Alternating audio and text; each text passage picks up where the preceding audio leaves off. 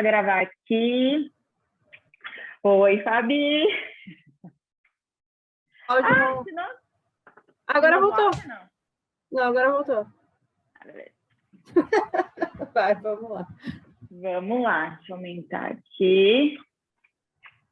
Então, massa, então bem-vinda a essa conversa, né? Essa troca de ideia que entende ser divulgada através de algumas ONGs, algumas pessoas, para a galera que está afim de produzir conteúdo, não sabe muito bem como, ou acha que nem pode, que não tem equipamento certo, que precisa de muito equipamento bom, precisa de contato, enfim, como se você precisasse de todo um aparato de muita experiência para sair e produzir algum conteúdo que às vezes te rodeia, né? Está muito próximo de você, que às vezes você faz parte, inclusive. Ontem eu fiz uma fala, né, que provavelmente vai vir antes desse vídeo, e muitas vezes eu falei que não é nem as notícias ruins, notícias pesadas necessariamente. Às vezes são notícias de celebrações, notícias culturais, tipo, essa história do fotojornalismo amador, ele pode permear qualquer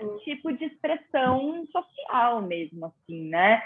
Seja até esporte, às vezes, e tudo mais. De todo modo, nesse momento de pandemia, onde eu acho que tem muita gente sofrendo vários impactos dos quais a gente não vê, não tem acesso, isso tudo é muito escondido, muito velado, então eu acho que eu estou focando mais nessa galera, do tipo, produz meu conteúdo, fala o que está acontecendo, né? Entende aí a história da narrativa também, né? Para o pessoal entender o que eu quero dizer com isso, porque não adianta também fazer qualquer coisa, fotografar, liberar sem, de repente, um texto, um contexto, algum tipo de contato, por exemplo, porque daí, beleza, alguém vai ver o seu vídeo, vai achar aquilo ali bastante, enfim, interessante, para as pessoas precisam ouvir e saber disso, mas como é que eu entro em contato, como é que eu checo que é verdade numa época de fake news, certo?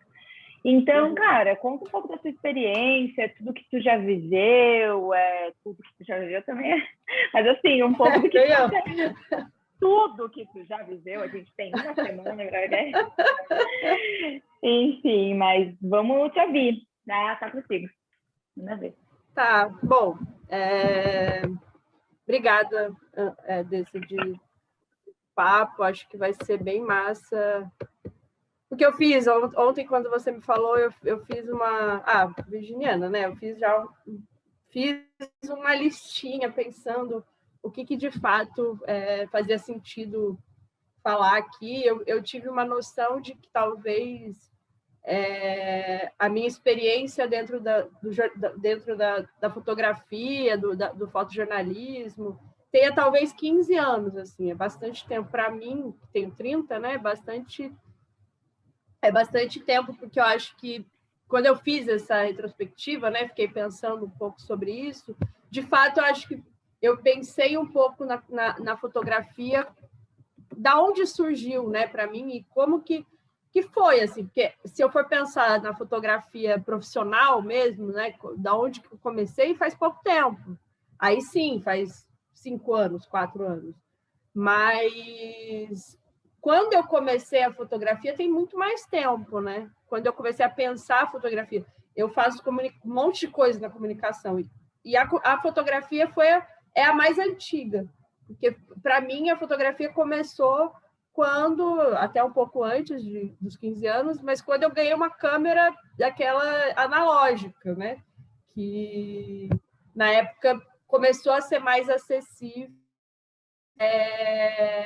porque começou a surgir as câmeras digitais, então as câmeras analógicas eram bem mais baratas, assim, enfim, e aí a gente, muito nessa, assim, eu comecei a olhar as coisas com outro olhar, né, porque eu acho que tem muito disso, assim, o fotógrafo, ele se torna fotógrafo não quando ele começa a fotografar, para mim, o fotógrafo começa a ser fotógrafo quando ele começa a olhar coisas e ver um quadro. E ver um quadro.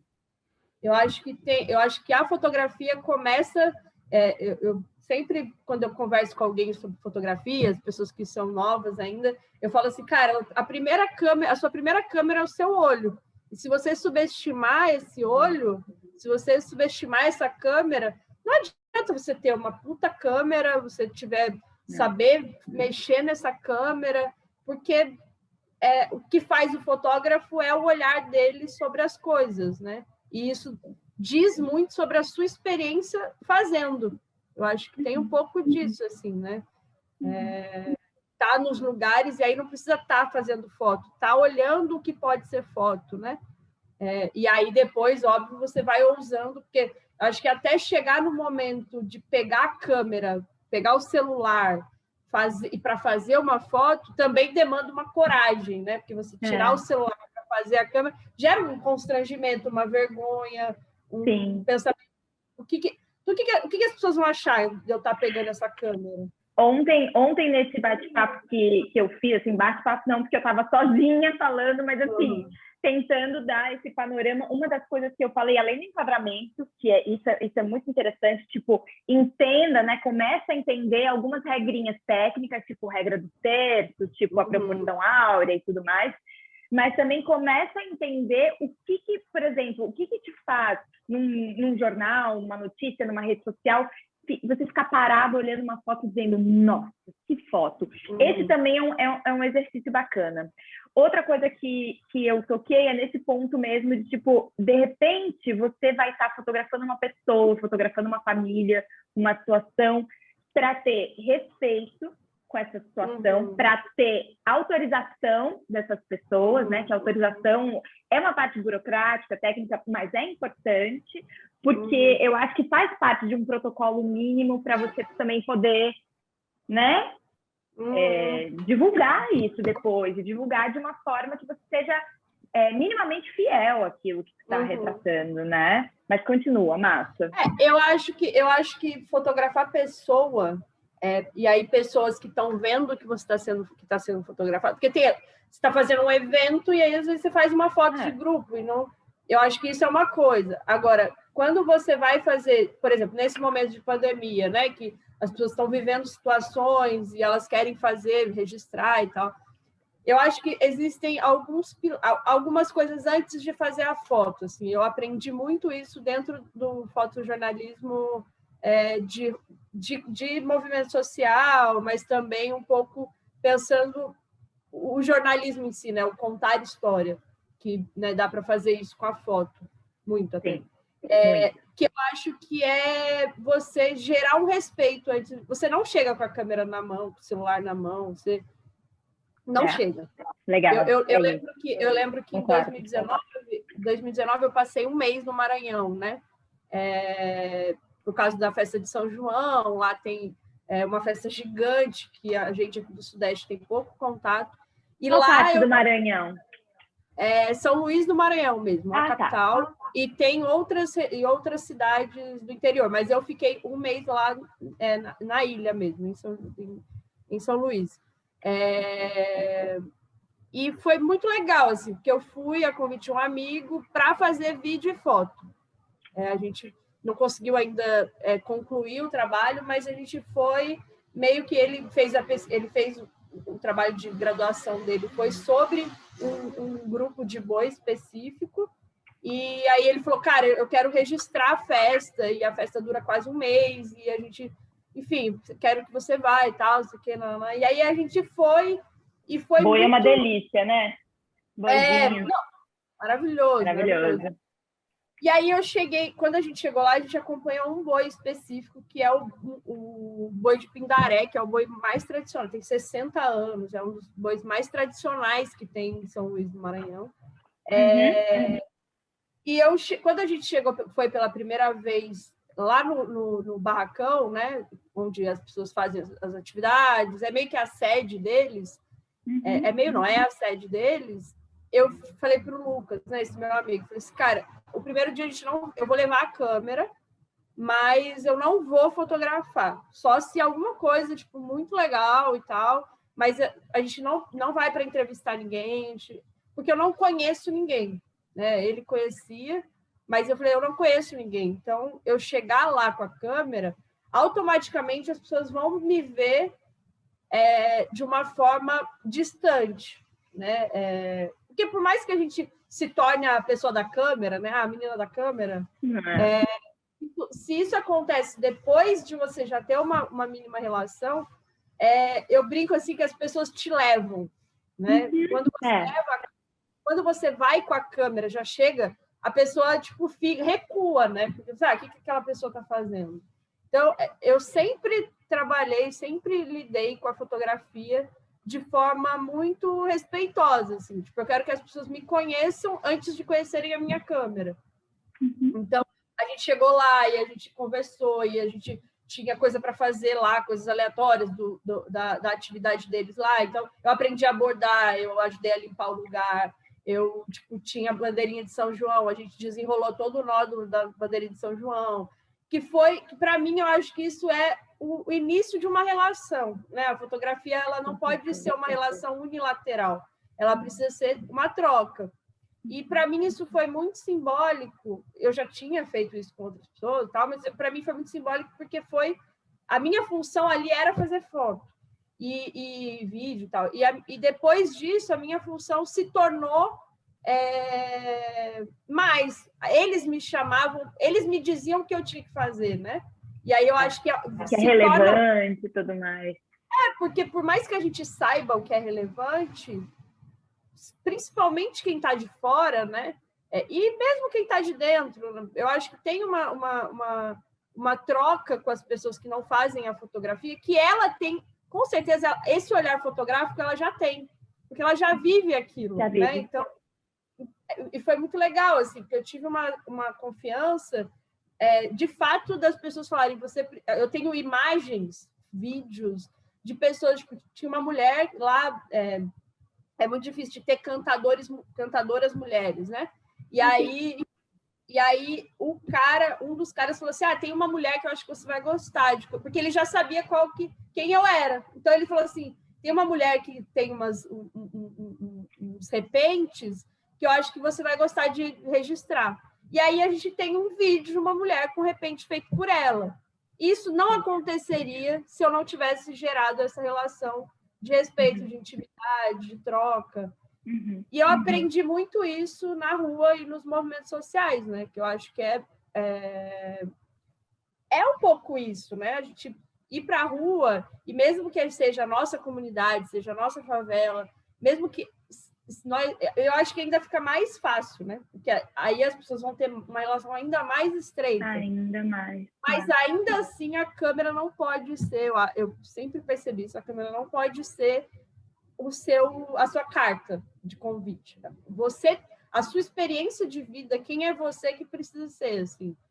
Eu aprendi muito isso, criei muitas boas relações, porque para mim eu acho que as pessoas ficam muito mais à vontade na câmera, né? Eu ia puxar isso agora, porque existe uma história de que, ok, estamos aqui conversando na boa, a partir do momento que eu faço isso aqui, tudo muda, né? Não, então, talvez o fato deles te conhecerem, terem uma relação um pouco mais estreita, o fato de você não chegar direto empunhando na câmera, talvez isso faça com que as pessoas, uma vez que você precisa levantar a câmera para registrar aquele momento, não tenha essa quebra tão grande. Porque uma quebra sempre tem. A partir do momento que você aponta a câmera, é sempre até uma discussão nos documentários, porque o documentário é verdade, é sempre verdade. Porque a partir do momento que você liga a câmera, a gente tem ali uma pessoa já, né? A não ser que você pegue uma situação que a pessoa nem saiba que está sendo fotografada, não sei, sei lá, um incêndio, não sei aonde, está todo mundo correndo e tal, aí é outra história, mas quando você vai contar uma história e as pessoas sabem que estão sendo fotografadas, é um momento, tarará, eu acho que tem essa coisa de quanto mais elas te conhecem, mais estão à vontade com quem está ali fotografando, mais chances você tem de ser um pouco mais fiel àquilo que está sendo vivido, né, no momento. Sim, eu tenho algumas experiências bem legais, assim, com relação a isso, porque eu fiz movimento social durante 6 anos, né? A gente já conversou sobre isso, tal, eu fui do MTST, e eu aprendi muito, como eu já fazia fotografia, mas eu aprendi a lidar com a fotografia de pessoa, né? Que eu acho que é uma fotografia específica, muito específica, lá, assim. E para mim era muito interessante, porque existiam vários momentos e várias formas, o que você falou, né? Quando está acontecendo um incêndio, está acontecendo alguma coisa emergencial, na verdade, as pessoas querem que você faça foto, elas querem que você registre aquilo. Então, essa quebra de expectativa, eu acho que, ainda que role, ela é irrelevante, porque não é a pessoa em si que é o foco ali naquele momento. Mas já aconteceu, por exemplo, de tipo assim, eu já tinha uma relação com aquelas pessoas para além da fotografia, e a fotografia, na verdade, era só um instrumento, né, de troca e de divulgação e tal, das atividades. E aí eu acho que isso também gerou uma relação, e gera uma relação, né, com qualquer pessoa que queira fotografar, que é a orientação. Então, por exemplo, lá em São Gonçalo, né, aqui no Rio, tem uma cozinha solidária do MTST que eu ajudei a construir e tal, e existe desde 2017. E aí eu lembro muito, assim, que no início a gente tentava fazer fotos, mas ainda era muito assim, posso fazer uma foto sua? Ainda era uma coisa meio assim, né, com as pessoas que iam lá para almoçar e tal. Chegou um determinado momento, e não durou nem 6 meses, talvez menos, que as pessoas que estavam se alimentando ali me procuravam e falavam, tira uma foto nossa. E aí a gente começou a registrar o almoço de uma forma muito mais fluida, né? Uma forma muito mais descontraída, que as fotos ficavam muito legais, né? Porque era isso, assim, era como um almoço de família onde alguém está tirando uma foto. E às vezes essa pessoa aparecia na foto, sabe? Tipo, porque ainda tem o selfie, né? Tem aquela coisa da fotografia de grupo. Sim. E eu acho que isso não é gerado numa relação de autoridade com a fotografia, né? Porque tem isso, né? O fotógrafo é autoridade sobre o que ele faz, e aí as pessoas respeitam. Eu acho que isso tem muito mais a ver com a relação estabelecida entre as pessoas. E aí aquilo que você falou, né? A fotografia não é só denúncia, né? A fotografia também é tirar foto de acontecimentos, de esportes e tal. E eu acho que nas comunidades, nas periferias, favelas do Brasil, em geral, eu acho que tem muita coisa a ser registrada cultural e de arte, e que, de fato, assim, a gente não vê, porque o que é a imprensa, né? Eu, como jornalista, o que normalmente é cobrado de mim de fazer para registrar sobre essas pessoas? Vamos lá, abre o jogo. A desgraça, a fome, a tristeza, a repressão policial, o tráfico, a droga, o sofrimento, e que eu acho que é para ser feito. Eu acho que não dá para a gente romantizar. Porque de fato existe. Mas será que é só isso? Exatamente. Não. E aí eu acho que tem até hoje em dia, e eu tenho percebido e acompanhado isso com um brilho no olho, que são os fotógrafos, jornalistas e comunicadores de periferia fazendo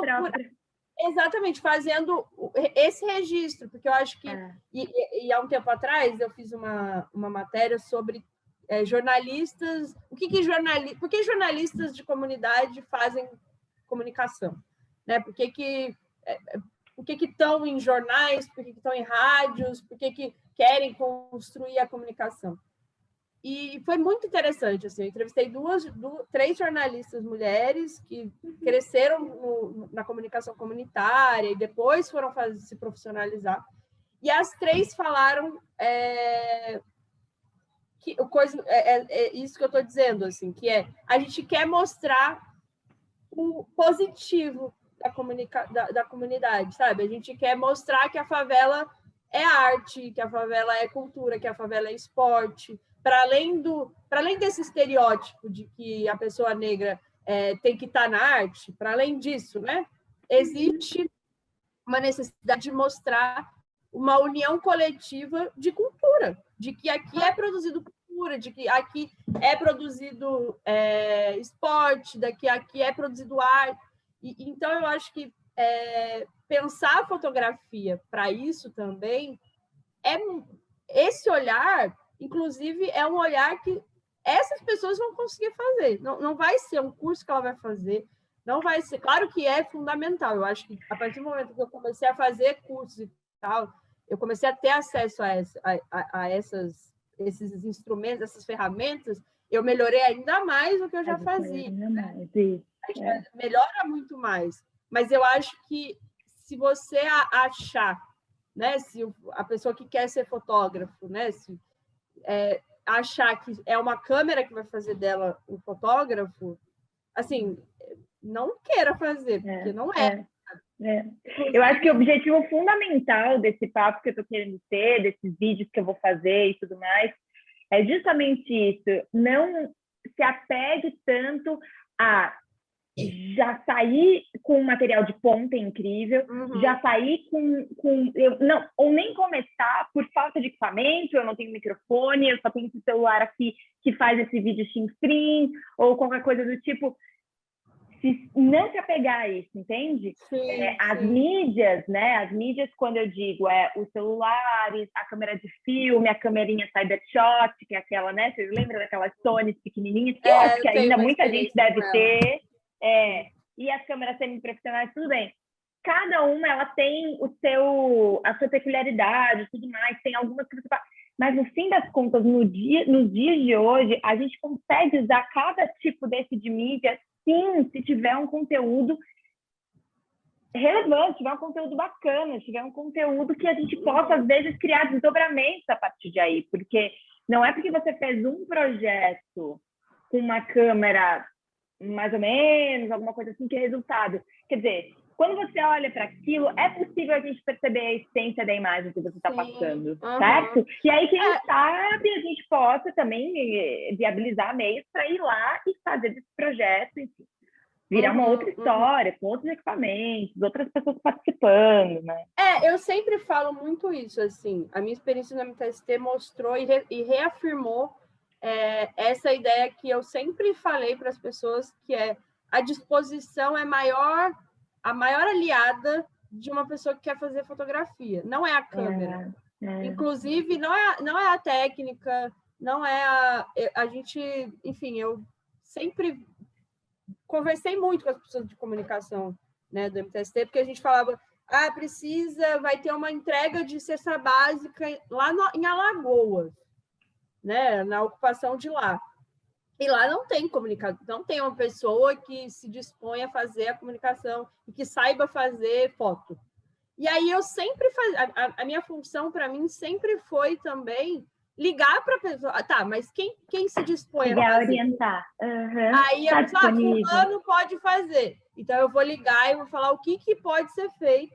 E a partir da experiência que essa pessoa tiver, ela vai se sentir encorajada em fazer mais, entendeu? E fazer outras coisas. Porque eu acho que a partir do momento em que você... Por isso que a experiência é tão importante, porque a partir dela que você se sente encorajado em fazer mais coisas, a olhar mais coisas. Ninguém começa fotógrafo olhando e falando, isso aqui se daria uma foto boa. Não é só assim, né? Não. Eu acho que é ela fazendo e falando, acho que não é tão bom. Aí depois, a partir disso, tudo vira fotografia, né? Eu sempre falo assim, tipo, sei lá, eu ando muito de bicicleta. E aí, às vezes, eu vou para tal lugar, de ônibus, ou de metrô, ou de Uber, e aí eu falo, poxa, dá para ter vindo pedalando. Tipo, eu sempre faço essa relação, sabe? Tipo, se eu cheguei em 10 minutos de transporte público, eu chegaria em 20 ou mais antes, sabe? Tipo, eu sempre faço essa ligação. E eu acho que assim como outras coisas da comunicação, mas a fotografia também é isso, assim. Nossa, olha, isso aqui daria uma foto. Acho que eu vou pegar o celular aqui e fazer, sabe? Ou, tipo, às vezes você olha uma foto e aí eu acho que a experiência também é ver foto de outros fotógrafos. Isso aqui eu faria. Olha, deixei de fazer, tipo, sabe? E aí eu acho que isso vai gerando uma intuição na pessoa.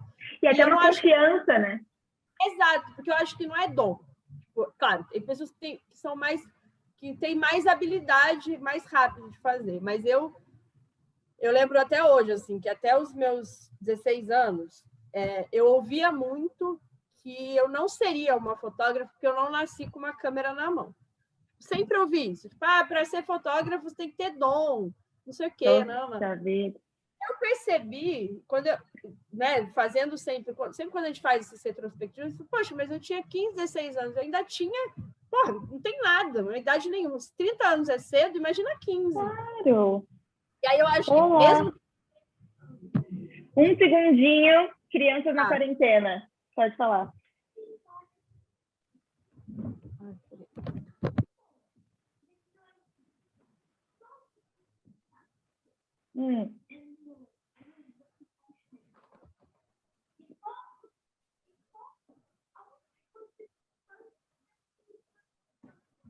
Tu vê que loucura, hein? Tu vê que loucura. Depois a gente conversa mais sobre o desenho. Eu vou continuar na reunião. Beijo. Hoje eu tô cuidando do filho da minha amiga. Vambora. Perdão. Perdão aí, galera. Vai ser sem corte, hein? Sem edição, quarentena, vida real. Não, mas então, e aí eu perdi um pouco do que eu acho que essa coisa do dom. Eu acho que tem a ver com, cara, quanto mais você faz, mais você consegue fazer, sabe? Tipo, mais você vai fazendo, mais você vai criando essa intuição de fazer.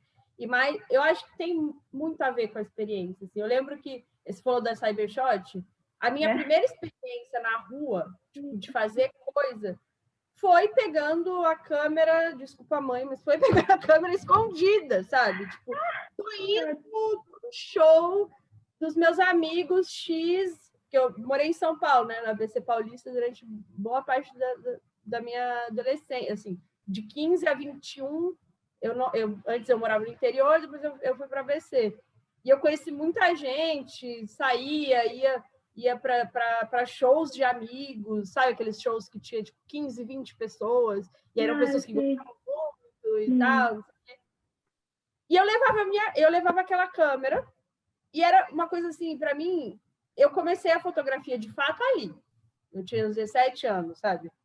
Que foi quando eu tinha que descobrir como fazer fotografia no escuro sem ligar o flash.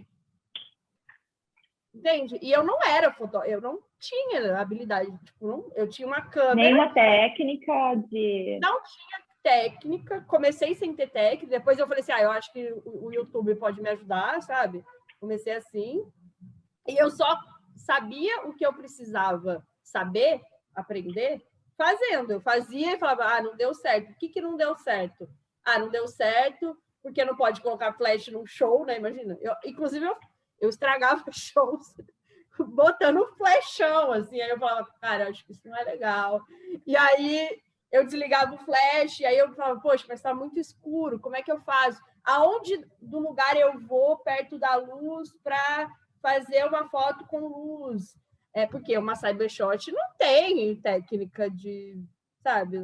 Não, tem poucos recursos, né? Mas é possível. Claro que daí, eventualmente, vai ficar um material um pouco mais artístico, né? Um pouco mais abstrato, subjetivo, mas bom, é um show. Quem sabe é sobre isso, né? Não, e aí eu acho que tem você puxou uma coisa que eu sempre falo também, assim, que é, se vai ser amador, faça ser amador, sabe? Não fica se esforçando muito. Assume. Exato. Eu brinco muito, assim, no MTST eu falava para a turma, eu falava assim, a gente tem que assumir o amadorismo. Nós não somos jornalistas, comunicadores, social media, tananã, cheios de recursos, cheios de técnicas e anos de experiência. Tarará. Ao invés de ficar forçando a barra, ou tipo, tem lugar que tem o fotógrafo, tem lugar que não tem, porque o TST está em 11 estados, né? Então, tipo, é isso, a Lagoa não tem um fotógrafo. Aqui em São Paulo, aqui no Rio, tem, sabe? Tem gente que a gente pode chamar. Mas eu acho que mais do que essas fotos bonitas e fodonas, a gente tem que assumir um amadorismo, e aí se você... eu tenho um celular. Assume que você faz fotografia de celular. Isso você não é menos profissional. Inclusive, hoje em dia tem vários concursos, premiações para fotojornalista amador. E que ser amador não é não ser profissional. Não é não ter técnica, não é não saber fazer. Ser jornalista amador é ter como fala, uma ferramenta de trabalho diferente, sabe? Que não é menor, que não é ruim. E aí eu acho que assumir isso te causa mais tranquilidade. Eu acho que quem está fazendo vai ficar mais tranquilo e vai trazer profissionalismo, porque você vai... Porque é isso, assim, eu acho que a gente, às vezes, né, enfim, fica com tanta gana de fazer... preciso fazer foto com a câmera profissional. E aí pega uma câmera profissional emprestada. E não vai conseguir... tem final de semana, vai ter um evento X, né? Aqui na minha comunidade, a gente vai entregar a cesta básica, ou a gente vai ter um evento de cultura, ou a gente precisa fazer um registro para falar para as pessoas doarem coisas para a comunidade por causa da pandemia. Então eu vou pegar uma câmera do meu amigo que tem uma câmera profissional emprestada, ele vai me emprestar isso, sei lá, quinta-feira, aí você pega a câmera na sexta, e aí você vai olhar, agora eu preciso aprender tudo que eu não aprendi. Tudo. Primeiro que você não vai saber, você vai ficar assustada. Eu, quando eu pegava a câmera profissional antes, eu ficava assustada com a câmera. Eu falava, meu Deus, eu nunca vou aprender a mexer nisso, eu não sei mexer nisso. É isso, porque são diferentes ferramentas, né? É o que eu tô falando, não são ferramentas. Tá no fotojornalismo amador, tá fazendo fotografia com celular ou com uma câmera semi-profissional, depois da Cybershot, a minha câmera ainda não foi uma semi-profissional, foi uma câmera de pilha, que era semi-profissional. Sabe? Que é isso, assim, era a única coisa que eu podia comprar com o dinheiro que eu ganhava no plantão de que eu era plantonista, secretária plantonista de um lugar de dentista particular, tipo, emergência particular. E aí foi assim que eu consegui comprar outra câmera. Ainda assim, não cheguei onde eu, sabe? E aí, enfim. E aí eu acho que a pessoa não tem que, agora eu posso pegar uma câmera. Não, cara, se você só tem um celular e você não vai ter uma câmera tão cedo, ou você não quer ter uma câmera, porque também tem isso. Como é que você vai fazer Será que não é mais acolhedor você chegar com o seu celular ou chegar com uma câmera Cybershot, chegar com uma câmera menor, num lugar onde as pessoas já estão assustadas, né? Já vivem em constante violência? Não é melhor você chegar com essa câmera, com essa ferramenta, do que com uma ferramenta gigante, que a pessoa, mesmo que ela seja sua amiga, ela não vai querer olhar para aquela câmera? Porque a gente tá falando. Entende? Tipo... entendo. Aí eu acho que é aí também que entra a história da narrativa, né? Uma vez que você consegue criar na sua cabeça e, de repente, até criar com as pessoas que vão estar envolvidas ali no que você quer registrar uma história, o que eu quero passar com isso? Um começo, um meio, uma finalidade? Qual é o nosso objetivo, né? Por que as pessoas têm que ver esse momento aqui que a gente está passando? Essa organização aqui que a gente está tentando fazer agora? Não, elas têm que ver por isso. Nós temos um objetivo de repente, chegar numa ONG, ou não sei, num grupo social, na TV, que seja, ou nas mídias independentes. Então, você cria a tal da narrativa e aí você consegue, mesmo com fotos celulares, ter uma qualidade outra, né? Ter uma qualidade que faça daquilo ali, você já não olha mais para o pixel, já não olha mais que está meio borrado, já não olha mais que as cores não tem, sei lá, quantos mil pixels, você olha para a história, sabe? Eu acho que isso é um brilho, é outra coisa que eu tenho batido bastante nesse papo aqui que eu estou tendo, que vai para o pessoal, na narrativa, na contação de história, nesse olhar crítico também, né? Leia para ver se tem outras histórias parecidas com aquela que você está vivendo, que você quer registrar.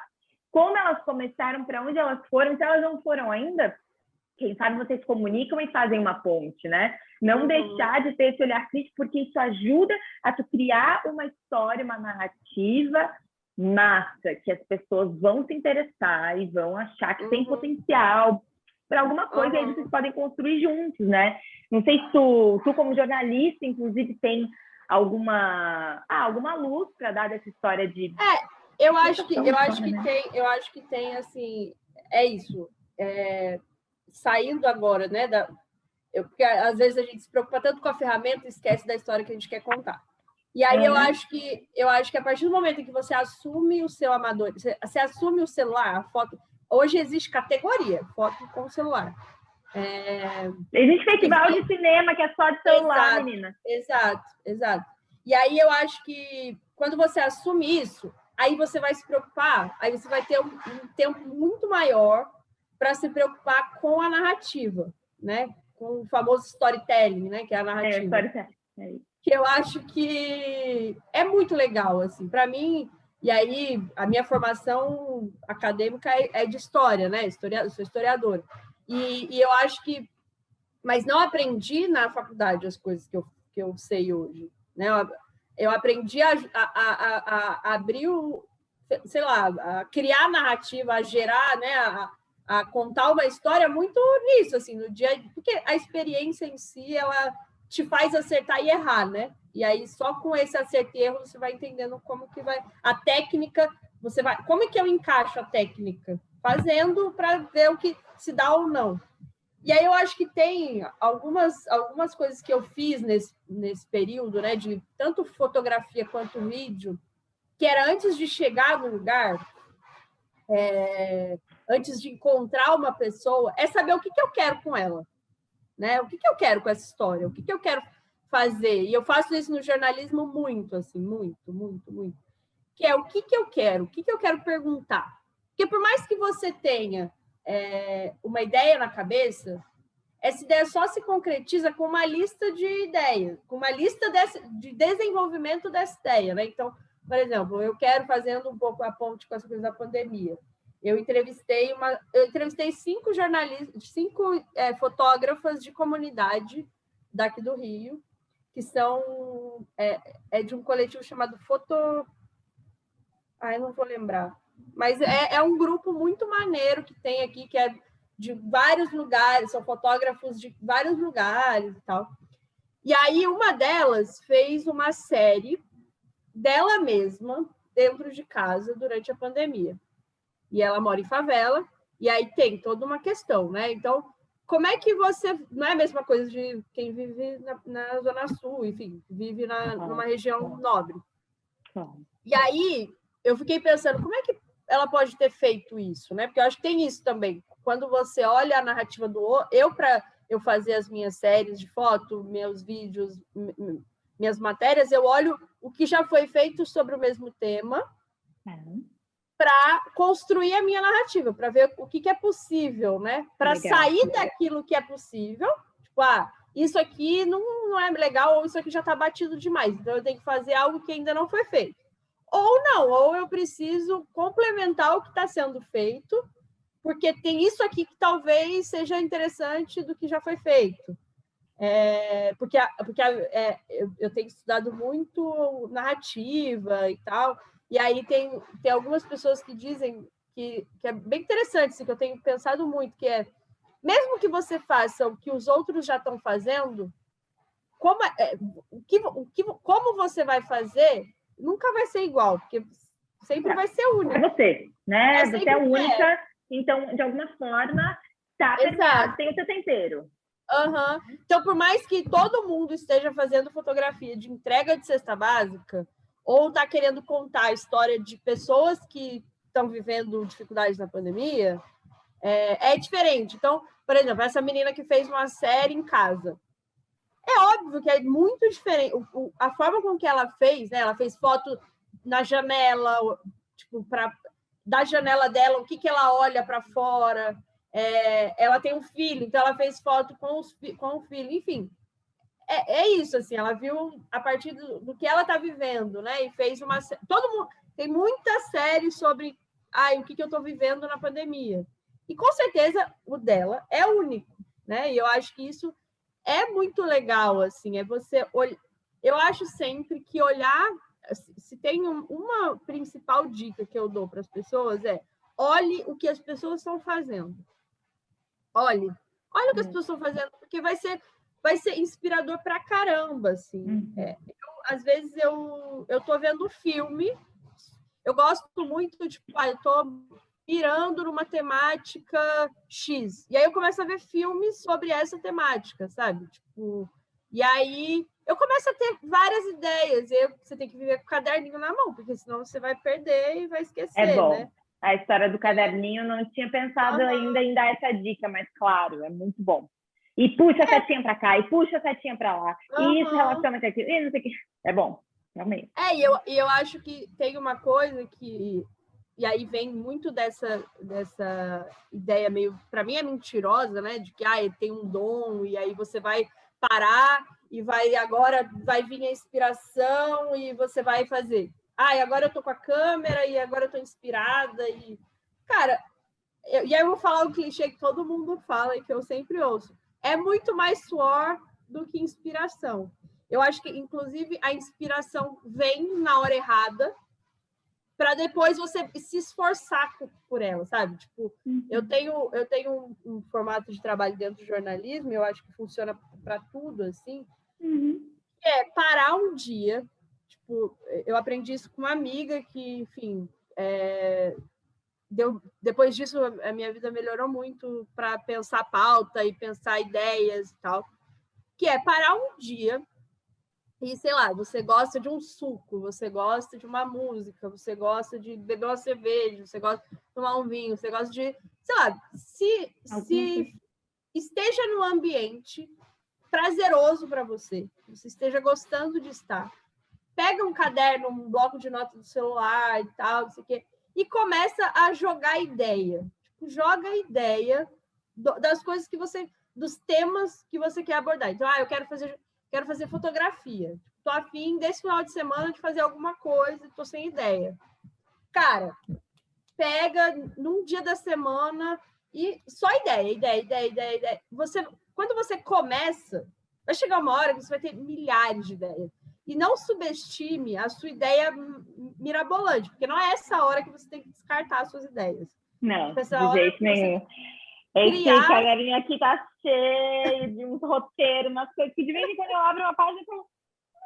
Nem tinha pensado nisso. Tinha esquecido disso. Verdade, tá? É bom isso. É realmente. E aí eu acho que tem um outro... Aí depois, eu tiro, às vezes, uma noite fazendo isso, um dia fazendo isso.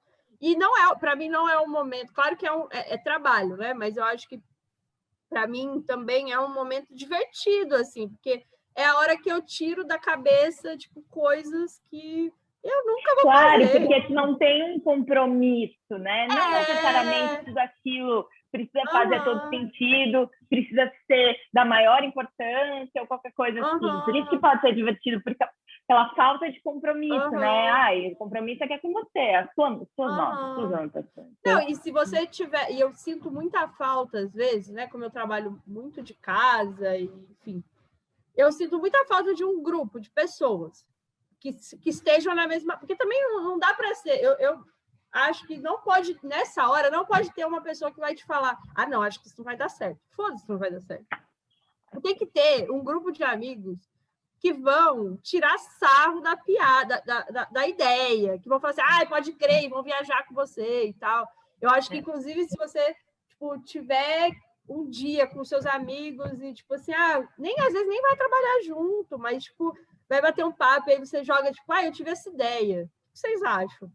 E aí você vai viajar, sabe? Se você tiver amigos que vão te colocar na mesma vibe, porque eu acho que aí tem uma segunda etapa desse processo criativo, e aí, processo criativo, eu digo, todo mundo pode ter, não tem essa de existe o criativo e existe o não, porque até nas profissões que a gente acha que não é criativa, né, tipo, o engenheiro X, do matemático, que a gente tem essa ideia, né, essa ideia falsa. Estereótipo ali, o estereótipo. Até essas pessoas, se fizessem esse tipo de coisa, porque o raciocínio é uma criatividade outra, sabe? É um raciocínio diferente. E não deixa de... Eu adoro estar com essas pessoas, porque me instigam coisas que eu nem tenho ideia de que existem. Verdade. E aí eu acho que tem uma segunda etapa, que eu acho que é o momento de suar, que aí eu acho que é trabalho. Eu acho que é assim, acordar cedo ou acordar na hora que você acha que tem que... Porque tem gente que é produtiva à noite, né? Então, tem gente que é produtiva de manhã, mas pegar no horário de trabalho, tipo, agora eu vou trabalhar. E, tipo assim, é café que eu vou me sentir bem? É depois do almoço? É comendo alguma coisa? Mas, tipo assim, é o horário de trabalho, que é o horário que você vai E aí é isso, você não vai... Eu não corto as minhas ideias mirabolantes. Eu deixo ela e falo assim, agora eu não tenho tempo de fazer ela. Não é agora que eu vou fazer ela. Então, tipo, eu né, fazendo essa historinha de que no final de semana quero fazer foto de alguma coisa. Sei lá, pega a quinta-feira, né, para depois na sexta você se organizar para fazer no final de semana, para você suar e falar, tá, quais são as ideias que dão para... Tipo, eu só tenho só posso fazer uma coisa? Então, tira aquele dia para você arquitetar, montar, criar, que aí tem a cabeça do produtor, né? É a hora que você tem que desenvolver a sua cabeça de produtor, de tipo, agora eu preciso... Mas é suar mesmo, porque naquele momento você vai pegar aquela temática e vai procurar tudo que já foi feito, que você vai olhar as coisas que outras pessoas fizeram, vai pensar a sua narrativa, é trabalho, né? Por isso que eu falo que não é dom, você não tem, não é, é um dom que você tem, aí você vai se inspirar e vai fazer e vai não sei o quê. Não, você vai suar, e às vezes é chato, às vezes vai querer parar, às vezes vai falar, não é para mim, não estou criativo, não sei o quê.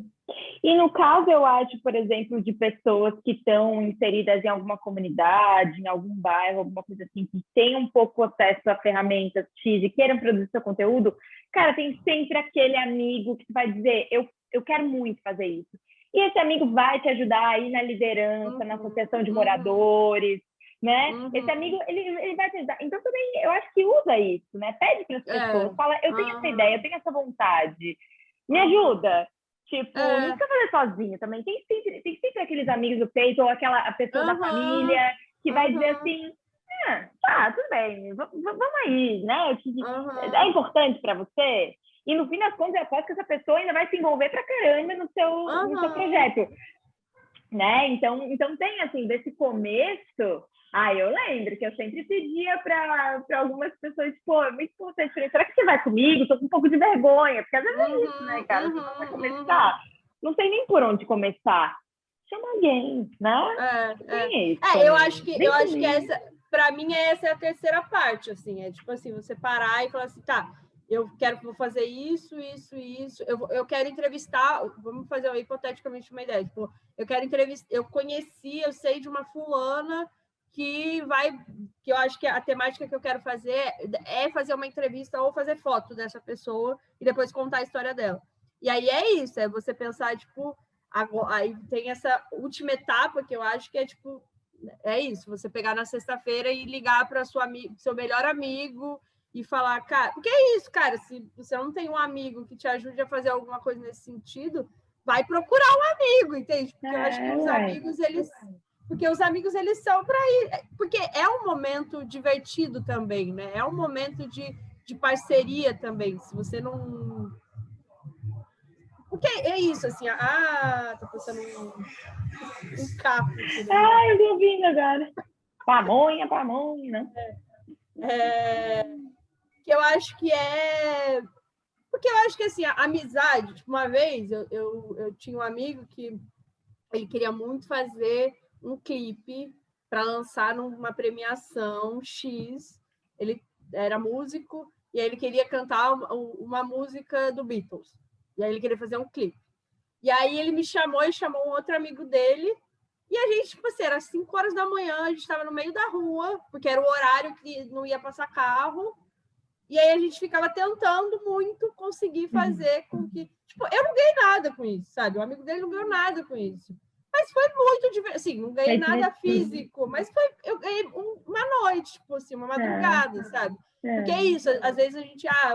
eu chamo meu amigo para beber uma cerveja, chamo meu amigo para ir no cinema, chamo meu amigo para vir comer na minha casa, Porra, chama ele para fazer um projeto contigo, que é maneiro, sabe? Tipo... Eu lembro de uma vez você falando dessa história de clipe, de gravar, e aí juntando com a outra história do show que tinha pouca luz. Eu lembro que eu fui fazer um trabalho numa comunidade lá em Floripa chamada Chico Mendes, muito legal, e aí tinha um grupo de rap. Na verdade, eram grupos separados, alguns MCs, e daí eles tinham um projeto no qual eles se juntavam por causa de alguma festa da comunidade, alguma festa que Dia das Crianças, alguma coisa assim, se juntaram e aí a gente chamou eles para Para a festa de encerramento daquele evento, era na época um evento junto com Fora do Eixo, tu lembra? Pronto, e aí era um festival ali, audiovisual, venham cantar, né, tá, não sei o quê, a gente vai fazer uma apresentação num bar de um amigo. E aí eu tava com a minha câmerinha, já era uma semi-profissional, mas ela não tinha uma lente boa, então eu não conseguia, tipo, ver nada do que eu tava filmando. A luz do bar era bem baixa, assim. Menina, meus amigos pegaram velas das mesas e botavam velas, assim, meio na cara dos cantores, e eu, tipo, filmando com a vela e não sei o quê. Foi ótimo. Não, e os guris, como a gente já tinha criado a relação, eu já tinha ido na comunidade deles, a gente passou um dia junto, andando pelo bairro, conversando com a galera. Eu fui na festa das crianças, assisti a apresentação deles, super estava curtindo lá. Então, eles não se importaram de ter vela e câmera e tudo na cara deles. Eles estavam, tipo, tá super cantando. Isso aconteceu já comigo. Que eu não lembro onde estão essas imagens, veja só. Depois até quero puxar esse papo contigo, que é o papo da edição, né? Do que fazer com essas imagens depois. Eu acho que a gente não criou conteúdo. Eu lembro que a foto tem, mas os vídeos, esse vídeo aí da tal das velas, eu já não lembro. Mas tem isso, né? Às vezes a gente não ganha dinheiro, mas a gente ganha experiência, ganha entrada, ganha... E eu acho que assim, a gente o que tá não falando... fazer também, né? O que não dá certo. Cortou? Oi! Voltou? Ai, que bom! Desculpa, era a minha internet, caiu. Imagina, zero problema. Mas eu tava só pensando se era eu ou se era tu. Eu fiquei também, aí depois de uma hora eu olhei e falei, não, sou eu. Mas voltou. Boa. E não, então eu acho que isso, assim... às vezes é muito... Mas continua. E eu acho que é isso, eu acho que são duas coisas também, né? Porque eu acho que ainda sobre essa coisa da produção e tal, não sei o que, eu acho que a gente está falando para pessoas que estão começando e que não vão ter dinheiro tão cedo para fazer as coisas. O objetivo e talvez eu acho que... E aí eu sempre me angustiei muito com isso, sempre vi as pessoas se angustiarem com isso. E depois de um tempo eu percebi a importância de ter feito coisas e projetos sozinho, sim, autonomamente, sem grana, porque às vezes a gente fica esperando conseguir a grana e não faz, ou fica frustrado, ou faz uma coisa ou outra e tal, não sei o quê. E eu tenho um dilema na minha vida que é: o movimento gera movimento. Então, a partir do momento em que você está fazendo coisas, as pessoas estão vendo o que você está fazendo. Já aconteceu comigo de eu estar fazendo uma parada e aí fazer não sei o quê, e aí virar também, não é exatamente a autoridade no assunto, mas virar uma referência sobre alguma coisa. Então, por exemplo, eu fui de movimento social durante 6 anos. Isso é alguma coisa, né? Não é pouca coisa e tal. E eu tenho amigos que têm referência nisso. Tipo, a Fabi tem assuntos X. E aí eu tenho um grande amigo meu, tipo, a gente é muito amigo e tal, que ele trabalhava no MAR, no Museu de Arte do Rio, aqui. E ele sabia das minhas disposições como produtora. Eu tenho essa experiência e essa rede, né, de pessoas de movimentos sociais e tal. E aí um dia, tipo, tinha um projeto lá no MAR, uma exposição que foi uma puta exposição, né? Foi em 2018, chamava Arte, Democracia,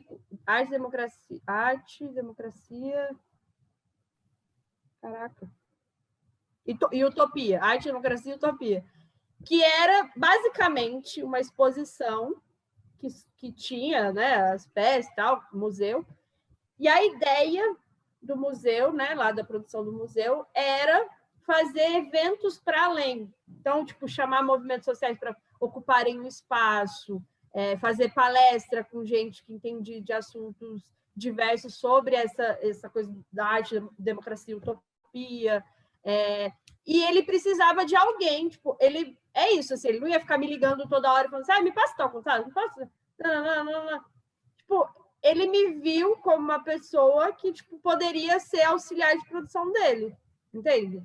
Então, ele me chamou, falou assim, é um projeto de 4 meses, para você ganhar X coisa, trabalhar tipo, era um trabalho, tinha um horário de trabalho, mas também era um horário livre, que tinha, sabe, domingo, às vezes tinha sexta-feira à noite. E, cara, é isso, sabe? Nesses 6 anos de MTST, eu não, é isso, você não ganha dinheiro, né? Você não, tipo, meu Deus, minha profissão. É a sua militância. E você se torna visível, né? Por isso que, para mim, o movimento vira movimento. Tipo, foi fazendo as coisas, foi as pessoas vendo que eu fazia as coisas, que elas me viram como potenciais de trabalho. Tipo, meu trabalho no UOL foi a mesma coisa. Tipo, hoje eu sou jornalista colaboradora do UOL. E só aconteceu isso porque eu escrevo, faço comunicação e porque tenho uma experiência naquele universo que precisava ter para, né, que aquele grupo tava, o UOL estava procurando. Então, é isso, assim, eu acho que quando a gente pensa assim, às vezes eu ouço, né, tipo, você está dizendo isso, não ouço nem para mim, mas ouço outras pessoas dizendo, tá falando isso porque consegue viver, tipo, fazer projetos sem ganhar dinheiro. Não consegue, sabe? Deus do livre, a gente tem que pagar a conta também, né, gente? Exatamente. Mas isso acontece, né? Quando você vai falar para as pessoas, tipo, façam sem dinheiro, não sei o quê, não. Mas eu acho que cara, não tem como, assim, todas as pessoas que eu conheço hoje, da nossa geração, começaram fazendo coisas de graça. Tipo, coisas que não deveriam ter sido de graça, né? Não deveriam ter sido por um valor, mas que fizeram, né? Vou fazer e tal, tô aqui, nananã. Ou que tem projetos que não são financiados, que às vezes a pessoa se sente até mais livre para fazer, né? Porque às vezes é financiado e você tem que ficar pensando em como você precisa, quem você vai contratar e tal, não sei o quê, não. Tudo tem seu bônus e ônus, né? Com certeza. Claro, coisa uma tecla que eu bati bastante também é a da paixão, né? Não é porque você é apaixonado por um objeto, por uma causa, que você não deve ser remunerado por isso, claro que não, eventualmente deve ser sim, justamente porque você gosta tanto e veste a camisa, mas assim, nesse começo, quando a gente está tentando, né, alcançar alguma coisa, está começando o exercício do olhar, começando o exercício da foto, começando o exercício do vídeo, ao melhor que você seja também apaixonado, né? Que aquilo faça alguma diferença na sua vida, que aquilo seja importante em nível pessoal. Porque daí, a grande chance de você colocar toda a sua energia ali, naquele projeto. Todo o seu, eu vou fazer o meu melhor.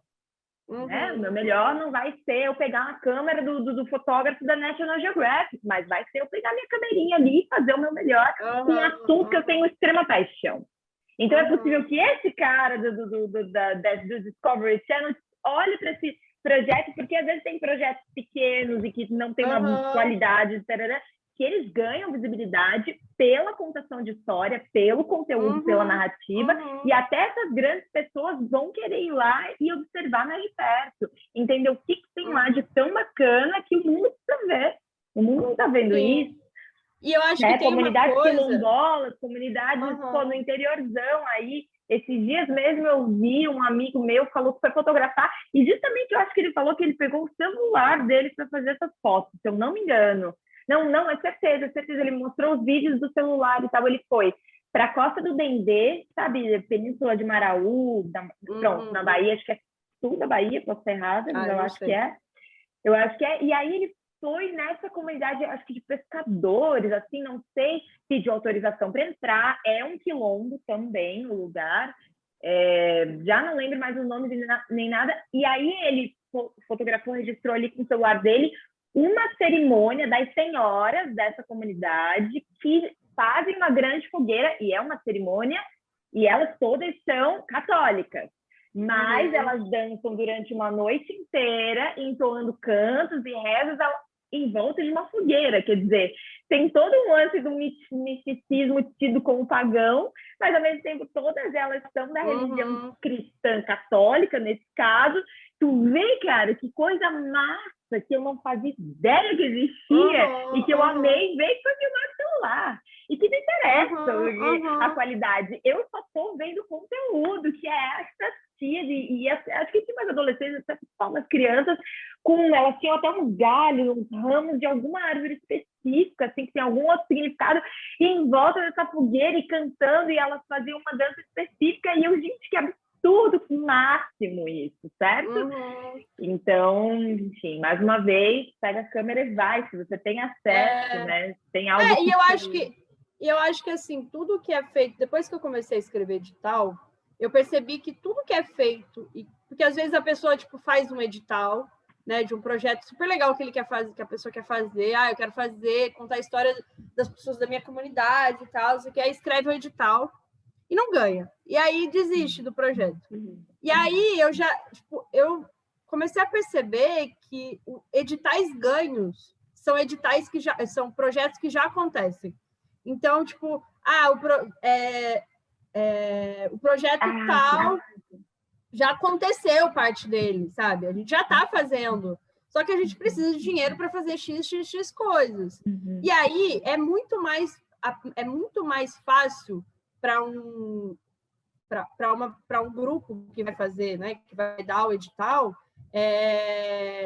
aprovar projetos que já estão sendo, porque dá para enxergar, né? É isso, assim, você já está... porque você já está vendo a história acontecendo, né?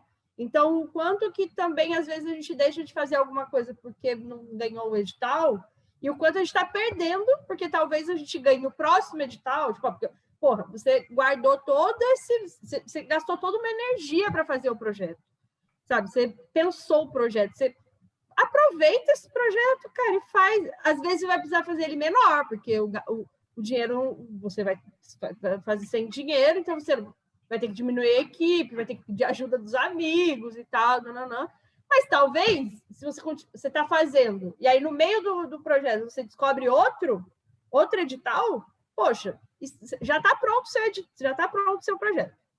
Grandes chances de dar certo dessa vez. Você vai desenvolver o próximo edital com aquele conteúdo que você já produziu. E agora você tem o bônus de mostrar coisas que já foram feitas.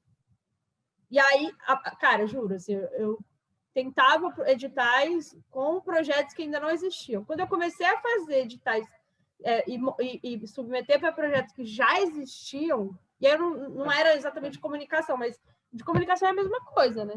Eu vejo assim, amigas que vão fazer filmes X, vão fazer série de fotografia X.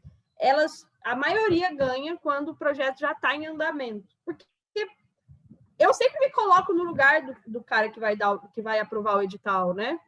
Que é tipo, o que vai fazer ele querer aprovar?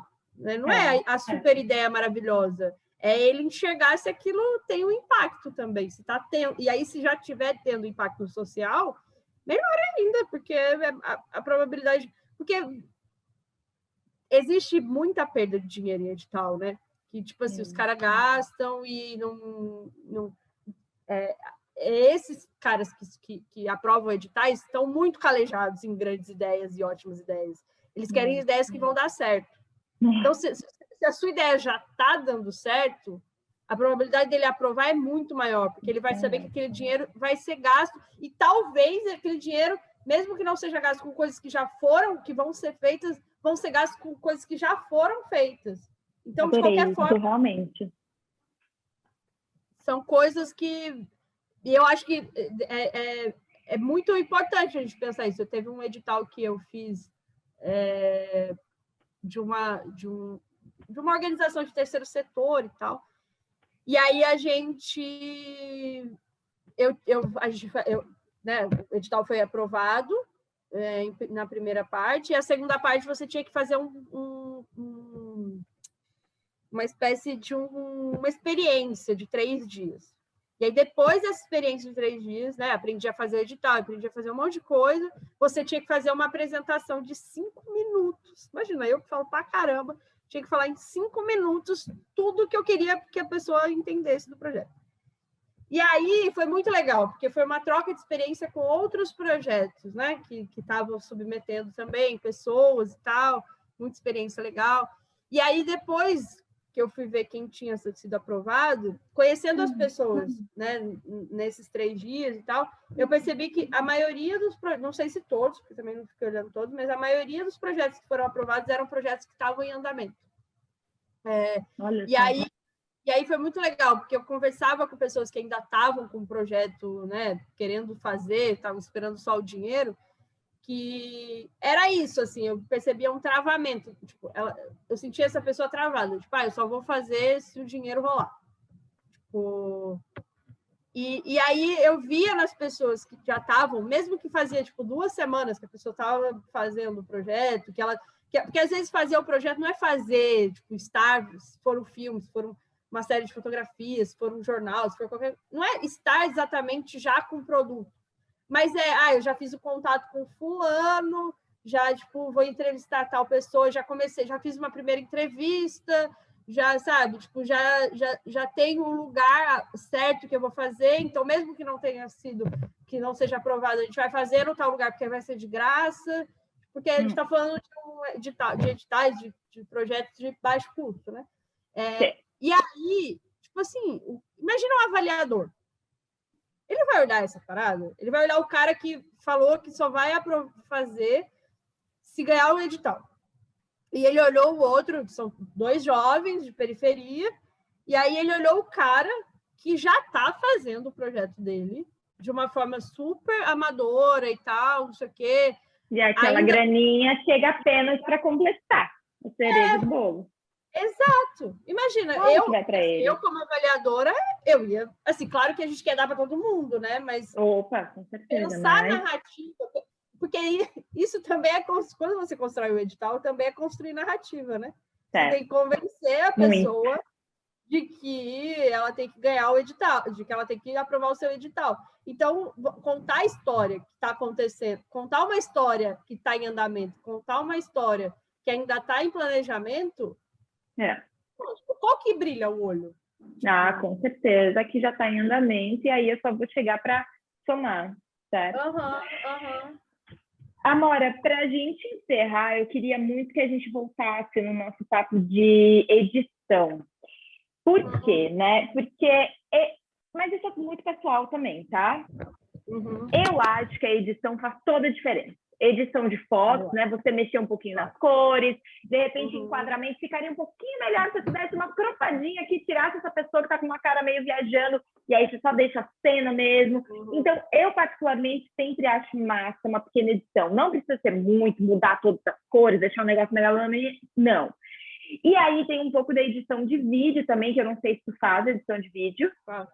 Pronto, então se tu puder falar desses 2 tipos de edição, se tu acha importante, se não acha importante, se tu sempre usa, às vezes usa, se tu quiser falar de ferramentas que tu usa, eu falei só de app de celular no papo de ontem, que foi o Filmora e o InShot, que são 2 apps de edição de vídeo, e o VSCO e o RNI Filmes, que são 2 programinhas que eu uso para botar uma corzinha nas fotos que eu faço. Eu acho que fica mais interessante, são super simples, e o VSCO mesmo, o Visco, eu nem comentei uma coisa, mas é bacana que você pode publicar jornais, então você pode fazer publicações, é como se fosse uma rede social apenas de fotos que você já usou o tratamento Visco. Então você pode fazer série do futebol de várzea, série da procissão de não sei quem, série da organização por ruas, por exemplo, ela tem lá em Paraisópolis, prefeitas de rua, então série das prefeitas de rua, apenas, sei lá, um retrato da prefeita, ou sei lá, com sua família, ou alguma coisa assim, quer dizer, sei lá, enfim, jogando aqui ideias das coisas que já me passaram pela... e aí é até mais uma forma de organização. Então, se tu puder falar um pouco da história da edição, que digamos que é um pouco a finalização. Aliás, se tu quiser, inclusive, puxar um pouquinho do papo de assessoria de imprensa, depois, como é que tu bota isso nas mídias? Acho que tu é bem boa para falar nisso, né, Ami? Legal. Tá. Fabi. Eu acho que é bem maneiro, assim. É a parte que você precisa ser mais organizado possível, né? Eu acho que às vezes a gente subestima a parte de edição e tal, mas eu aprendi muito edição num cursinho tipo de comunicador de periferia, e que foi assim super simples, que para mim o que mais valeu naquele curso foi não a edição, mas a organização do arquivo. Que eu acho que é isso, assim, quando você terminei e tal, não sei o quê, para onde vai, né? se você só tem o celular, você tem que ter um drive, assim. E aí, uma dica, porque ninguém tem dinheiro, né? Não vai ter dinheiro para colocar mais de 15 gigas. É gigas, né? Que tem 15. É giga, 15 giga. No Google, tu disse? Google Drive? Sim. A minha dica é, faça um monte de Google Drive. Tipo assim, um para cada projeto. Tipo, eu tenho o projeto X. Abre um drive para ele e coloca lá. Legal, ótima ideia.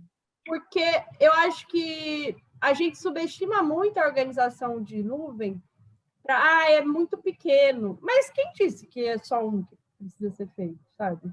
Não precisa ser só um projeto. Tipo, inclusive, te ajuda muito mais a organizar seus projetos e a compartilhar com as equipes, porque às vezes são equipes diferentes, grupos, pessoas diferentes que vão ver e que vão estar te ajudando e tal.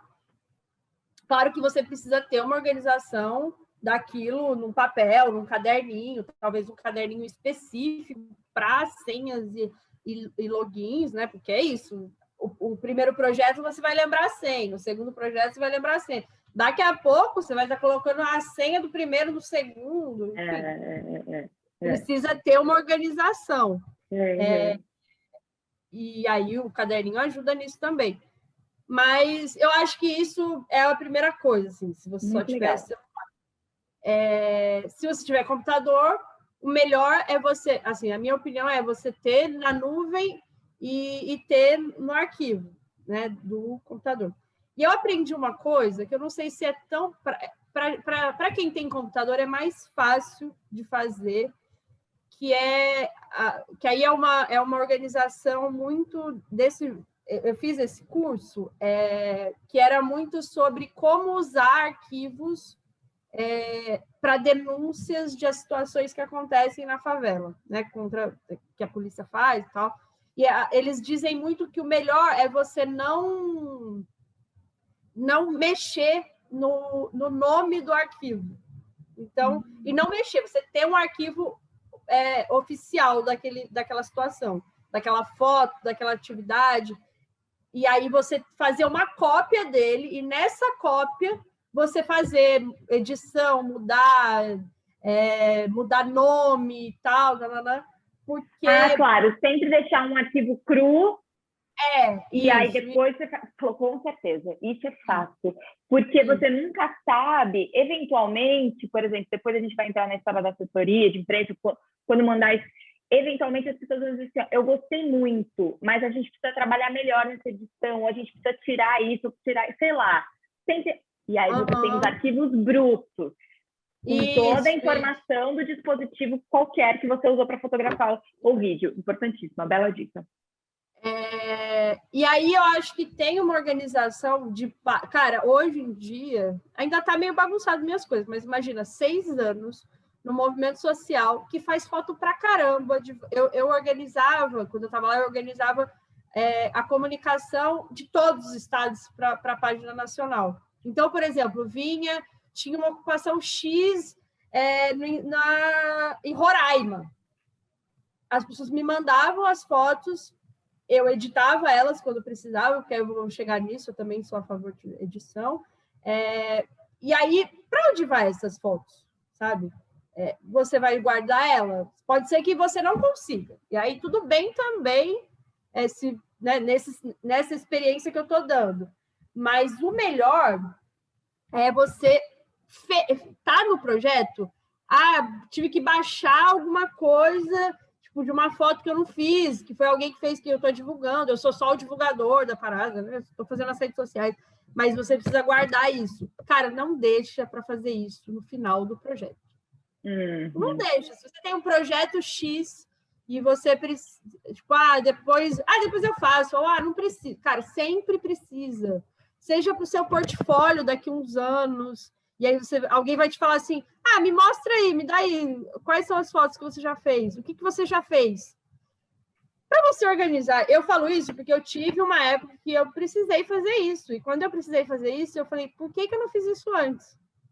E depois disso, eu passei a fazer esse tipo de coisa. Isso já tem uns 4 anos que eu comecei a organizar, de fato, os meus arquivos.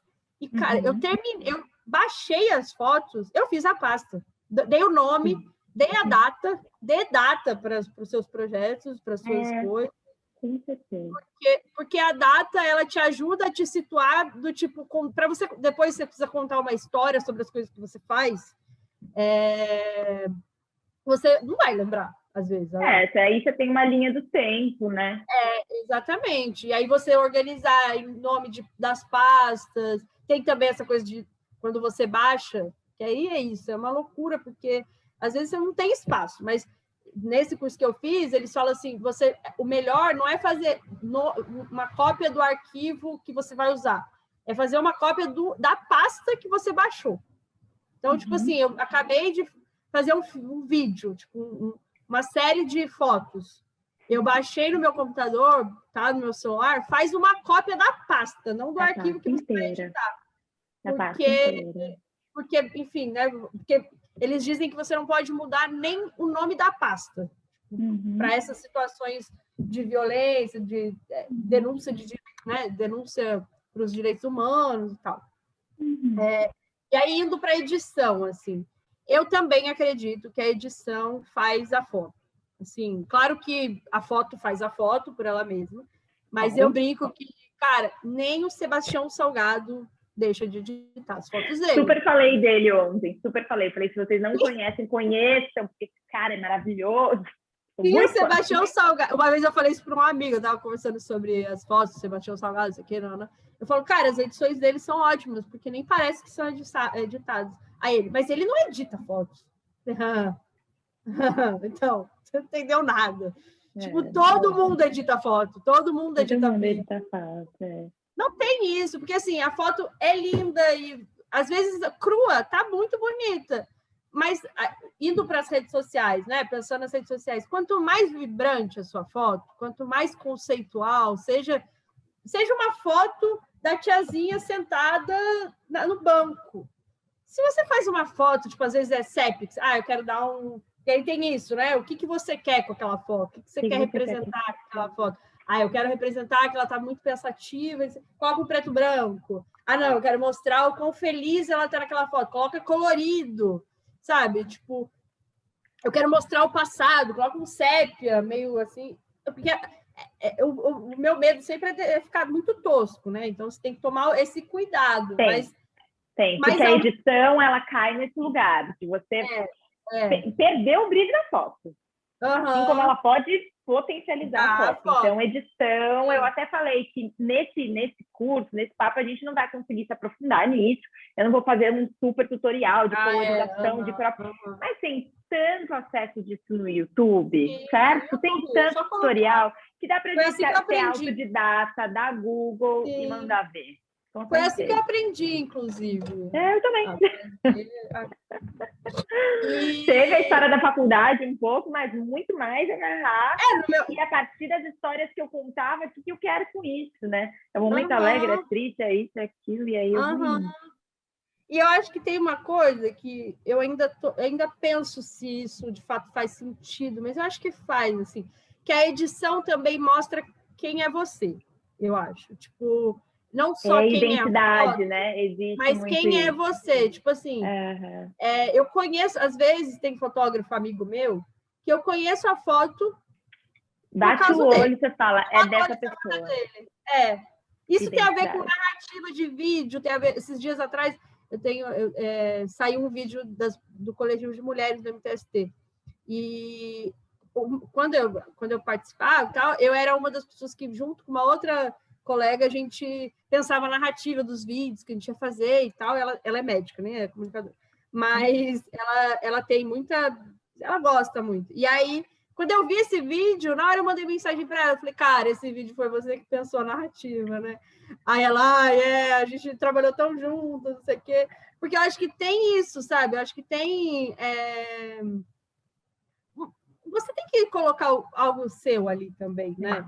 Eu acho que, para além do olhar, porque eu acho que o olhar já ajuda as pessoas a saberem que a foto pode ser sua, por exemplo, eu gosto demais de estourar minhas fotos. Eu não faço foto preto e branco, não faço foto séria. Eu adoro estourar foto, tipo, colorida, sabe? Quando eu estava lá no São João, todas as minhas edições de foto, a foto estava completamente estourada. Tipo, Claro, não estava deixando sem informação. Mas se você for ver as fotos que eu fiz, tem um colorido ali que, para mim, é meu, entendeu? Que talvez outra pessoa que fosse fazer a edição faria de forma diferente. E enfim, eu não tenho... Eu sou meio rata de programa de computador. Então, eu consigo, tipo... Eu uso Photoshop, mas nunca apaguei Photoshop. Então... Fica a dica aí, galera. Tipo assim, Dá para dar umas rateadas. E hoje em dia tem cada vez sido mais difícil, né, de conseguir chave e tal. Sim, é verdade. Mas ainda assim, se você tiver muita vontade de dar, todo o programa Adobe, né? Eu sou meio assim fã de Adobe. Todo o programa Adobe tem a mesma. Se você sabe mexer num programa, você vai saber no outro. E tem eles conversam. Tem muito tutorial nas redes sociais. Eu aprendi a mexer. Eu até fiz um curso de design gráfico, mas eu percebi que eu aprendi muito mais a mexer em fotografia, edição de foto, edição de vídeo, pelo YouTube. Assim. E aí tem a ver com a experiência que você cria, que é tipo assim, eu quero fazer... Eu vi que eu gosto muito de referência, então eu quero fazer isso aí que a pessoa fez. E aí joga no Google, fazer o fogo X na boca da pessoa. Procurar de forma tosca mesmo. Porque tentar pensar as palavras-chave que pode ter lá na descrição. Nesse aspecto, o YouTube democratizou muito isso, né, cara? Não é quanto mais tosco, melhor, mas o tosco já... Não sei, ele tem um lugar que comunica muito, de você pegar no Google uma mãozinha, sei lá, eu tô falando de um negócio, aí vem uma mãozinha e faz assim na minha cabeça e sai da tela, tipo, ou então eu tô falando não sei o que, aí eu me perco no assunto, e aí deixa em preto e branco e vai dando um zoom, assim, tem muita coisa interessante, muita ferramenta que você pode fazer de verdade no celular, tranquilo. Ou seja, o que é o TikTok, né? Ele trouxe uma noção de edição para todo mundo, tipo, de corte, a história do pular, e aí você se transformou, tipo, isso é efeitos visuais, tipo, entendeu? Isso aí é um cara que usa um programa super cabuloso para poder dar um match. Não, meu bem, a gente já descobriu que se eu der um pulinho e quando eu estiver descendo desse pulinho, eu cortar para quando eu estiver descendo outro pulinho arrumada, efeito, mágica, a mágica da edição. Então, tudo isso, né, tá mais acessível, tá um pouquinho mais acessível. E o Premiere é a mesma coisa. E aí eu acho que o Premiere que é de edição de vídeo, né? Sim. Cara, e edição de vídeo tem uma coisa que eu sempre gostei, assim, eu sou apaixonada por edição, continuo não sendo profissional na edição, não é a minha vibe, assim, queria muito, mas não tenho energia para gastar toda em edição, mas eu gosto muito de criar, que é isso, essa é a minha profissão, né? Criar narrativa, que é criar a narrativa do vídeo. Então, antes de sair editando por aí, cara, pega o danado do caderninho de novo e veja o seu documento, que é a decopagem, né? Mas, decupagem. Assim, tem nome para isso, minha gente, decupagem. É quando você olha o material bruto e aí você vai dizendo, só isso aqui tá bom, só isso aqui tá bom, só isso aqui tá bom. Aí depende, você já pode ir cortando ou você pode ir anotando qual minuto do vídeo que é. Decupagem. Manda ver. E aí eu acho que tem duas coisas, né? Porque se você for fazer o vídeo já pensado, tipo, já tem um roteiro. Eu, assim, particularmente, eu tenho um roteiro na minha cabeça do que eu quero, mas não do que necessariamente do que eu vou fazer, porque se você está falando de vídeo de rua, amadora e tal, mesmo que você vá fazer uma entrevista com alguém, a pessoa vai falar coisa que é interessante que você não tinha pensado, e aí você vai ter que tirar coisa e colocar coisa. E não tenha medo, eu tinha muito dó de tirar coisa que eu não queria tirar. Mas às vezes, cara, tira, sabe? Às vezes nem às vezes... eu acho muito legal isso. Mas será que é legal para o seu material? Será que não vale a pena depois, em outro momento, você fazer outro material do que colocar um monte de coisa sobre temas diferentes e aí vira um bacanal, sabe? Uma coisa assim, que não vai agregar na narrativa, não tem a vai ser cansativo. Então, vamos lá. Beleza, produzi meu conteúdo, editei meu conteúdo com a narrativa, tudo que a gente falou, como é que eu vou divulgar isso? Quem que vai ver isso? Como eu escolho essa parada? O que você acha, na tua experiência? Cara, eu acho que é a parte mais difícil, assim, de todo o processo, é a parte mais difícil, porque tem muito conteúdo para as pessoas escolherem, para as pessoas colocarem, e muita coisa parecida, então precisa ter uma escolha. E assim, eu tenho algumas dicas, e aí, como jornalista, no caso, né, é como quem recebe pautas, e também como quem entregava pautas, né, entregava e tentava. Primeiro, pensando nisso que você falou, de como conseguir contatos. É o mais difícil, eu acho. Não, na verdade, o mais difícil é convencer esse contato de que o seu conteúdo faz sentido. Existe o básico, que é você descobrir quem são as pessoas que você... Porque uma coisa é você ir na Globo e falar, me deem acesso, bater na porta. Que pode dar muito certo, como pode ser muito frustrante, porque assim como você, outras pessoas fazem isso também. Então, agora, dá para você, eu acho que tem como você ir atrás de pessoas específicas, né? Eu quero chegar... Os mais fáceis de você chegar são essas mídias livres, né? Mídia Ninja, jornalistas livres, tem agora o pragmatismo político, tem alguns pequenos jornais e tem as grandes imprensas. E eu acho que a gente precisa lidar com todas elas de forma igual. E aí eu acho que não é subestimando o cara da mídia livre e nem colocando num patamar grande o cara que é fodão. Por que eu falo isso? Eu, enquanto jornalista dual, muitas vezes eu olho coisas que acontecem, coisas que estão sendo divulgadas por pequenas mídias para pensar... Sabe aquela coisa que a gente tinha falado de pensar ideias? Às vezes eu penso ideias vasculhando o que as pessoas estão fazendo, o que as pessoas estão procurando, o que as pessoas estão divulgando. Porque, de fato, é muito difícil de você saber o que aquela fotógrafa ou aquele fotógrafo fez na comunidade dele, porque muitas vezes ele tem poucos alcance nas redes sociais dele e ele não está dentro do meu algoritmo, né? Eu aprendi muito isso quando eu comecei a mexer em redes sociais, que às vezes a culpa não é não é das pessoas. Eu vejo muita reclamação das pessoas. Vocês não me curtem, vocês não veem minhas coisas. Cara, o algoritmo, se você não tiver... Aí é uma outra discussão com relação às redes sociais, mas eu acho que tem a ver com o algoritmo, tem a ver com onde você está. E eu não vou te achar, às vezes, a sua página, sabe? O jornalista não vai te achar. Mas ele pode te achar num pequeno... Eu sigo um monte de mídia livre. Mídia livre que, assim, às vezes tem 200 seguidores. Eu sigo e curto e comento para eles aparecerem para mim. Porque, às vezes, eles têm acesso a pessoas, personagens, ideias e coisas que pode ser inspiração para mim. Olha, eu não vou copiar o que eles vão fazer, mas eu vou me inspirar naquilo que eles... Às vezes, tudo é inspiração, né? Desde o Sebastião Salgado, que é um cara fodão, até o rapaz que faz foto há 2 dias, há uma semana. Todos eles são inspiradores.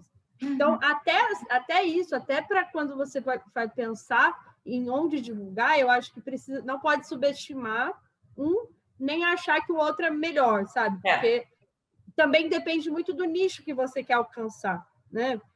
Às vezes você consegue uma pauta na Rede Globo, mas você vai receber um monte de hater falando que você é vagabundo porque você faz isso, isso e isso, sabe? Tipo... E não deve te interessar, assim. Se isso te interessa, sim, sabe? Vai só abaixar sua autoestima. Sim. Então, tem que pensar também em quem você quer alcançar. Dependendo do conteúdo, por exemplo, estava falando de mídias pequenas e tal, desculpa, de contas pequenas, aí eu falando agora especificamente do Instagram, o próprio Muca é uma mídia independente, uma mídia de comunicação independente, né? Claro, tem um nicho, que é o Movimento Unido dos Camelôs do Rio de Janeiro, Muca. Mas, poxa, tem bastante gente que os procura quando tem notícias relacionadas à galera que está vendendo suas mercadorias na rua, né?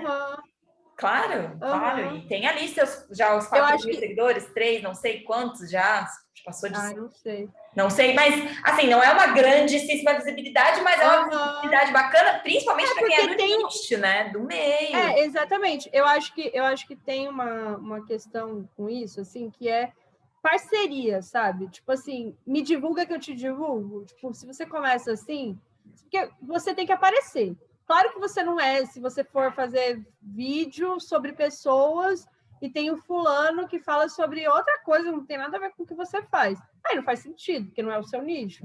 Mas se você faz essa... E aí é isso, fazer uma lista, talvez guardar isso com muito carinho no Excel é importante.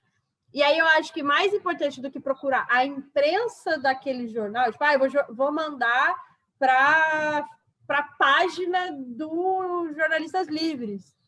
Cara, é muito mais fácil você procurar saber quem são as pessoas que escrevem, que fotografam, que produzem naquele no Jornalistas Livres, no caso, e procurar aquelas pessoas. Eventualmente vão ser mais acessíveis, né? Essas pessoas vão parar para te ver, sabe? Vão parar para conversar contigo, tipo, vão querer, porque todo mundo, cara, aí é uma coisa que é importante todo mundo saber. Todo mundo está procurando pauta. Todo mundo quer divulgar coisa nova. É preciso. Se você tiver uma ideia, se você tiver, na verdade, ideia normalmente é boa, mas se você souber contar essa ideia boa para a pessoa vai querer ser a primeira a mostrar para os outros. Eu, inclusive, sou essa pessoa, tipo assim, se alguém me manda uma coisa que ninguém sabe ainda, que ninguém viu ainda e for muito interessante, eu vou querer ser a primeira pessoa a mostrar, sabe? Porque você se torna a primeira pessoa a mostrar.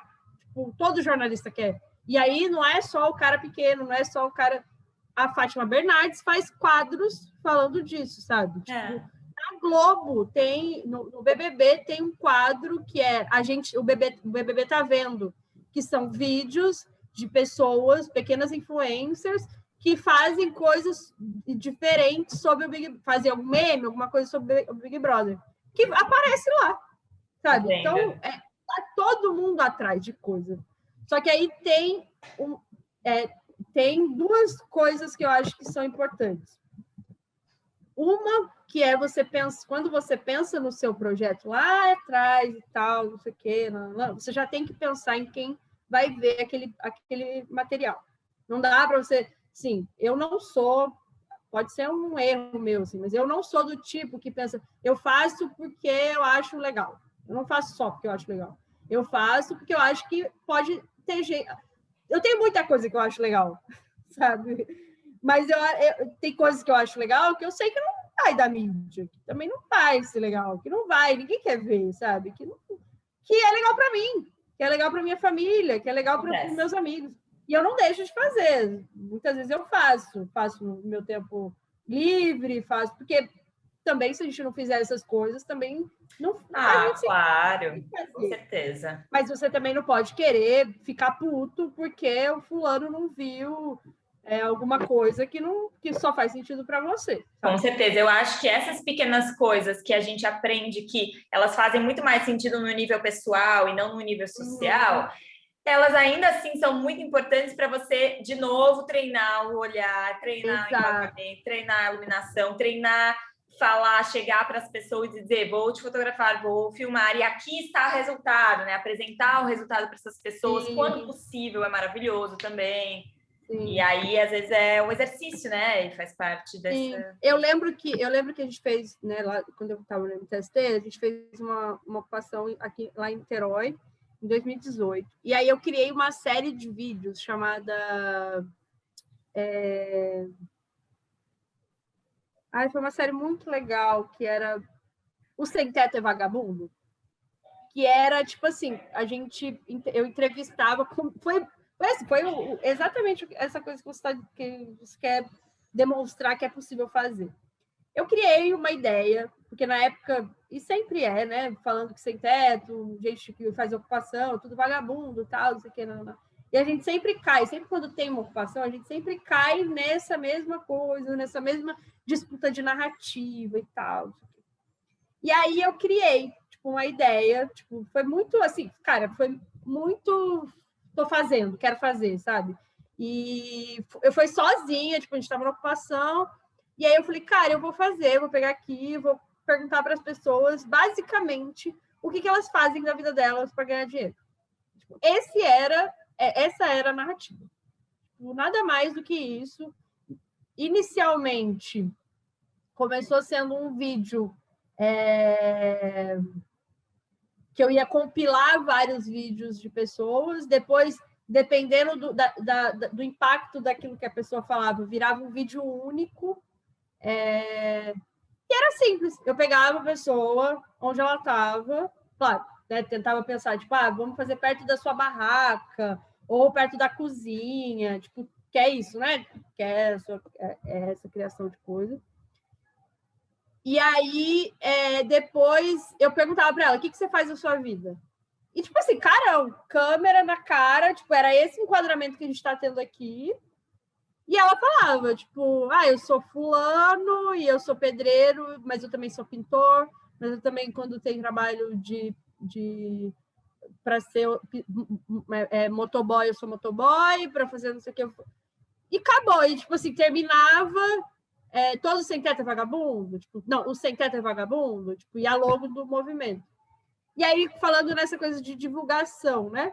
A gente começou alguns vídeos. Fazia sentido para nós, que éramos do MTST. Fazia sentido para quem estava, para quem falou o que fazia. Mas a gente não deixou de divulgar, sabe? A gente divulgou, teve a divulgação. Mas óbvio que teve alguns vídeos que foram vídeos que geraram impacto, foram vídeos que todo mundo viu e que a gente colocou nas nossas redes sociais e não procurou muita imprensa, não. Virou meio boca a boca das comunicações, assim. E teve um certo impacto. Tipo, depois disso, virou uma série de outras coisas que o movimento fez, mais profissional e tal. Mas é isso, começou com uma ideia tipo, que a gente divulgou nas redes sociais. Então, tipo, não subestimar a própria rede social, às vezes é legal, tipo, jogar ela na sua rede, tipo, não vai ser uma coisa que todo mundo vai ver, mas eu quero colocar, sabe? Com certeza.